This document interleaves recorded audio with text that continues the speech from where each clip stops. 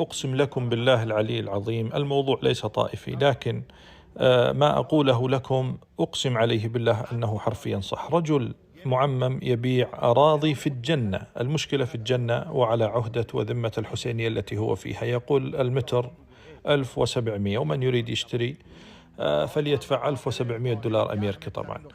متری $1700 خیلی هم نمیشه جوونا، متری $1700 میشه.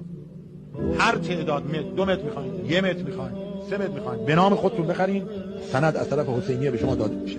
این که شما زمین بخرید اونجا تو بهشت ان شاء الله جواب بگیرین.